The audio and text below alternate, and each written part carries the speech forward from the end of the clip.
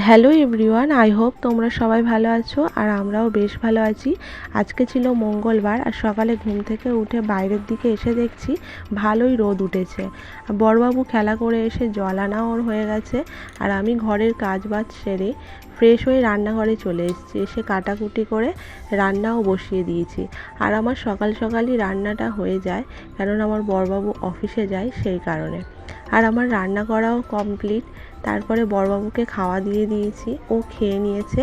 এবার ওর টিফিনটা গোছাচ্ছি, টিফিনটা ব্যাগে তুলে দিলাম। আর আমার বড়বাবু স্নান করাও কমপ্লিট, ও রেডি হচ্ছে, রেডি হয়ে বেরিয়ে গেল, টাটা করে দিল।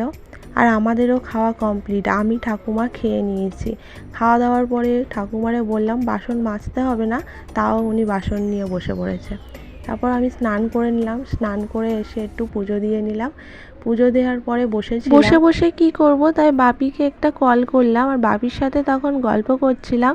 তখনই গাছে থেকে একটা আম পড়েছে, মা এনে তাই বলছে আমগুলো কাঁচা থেকে পাকা হয়ে গেল, কবে তোমরা আসবে। তারপর দুপুরের লাঞ্চ আমার কমপ্লিট, লাঞ্চ করে জলের বোতলগুলো ভরে ফ্রিজে ঢুকিয়ে দিলাম। তাহলে আজকের মতো টাটা, দেখা হচ্ছে আবার নেক্সট ভিডিওতে।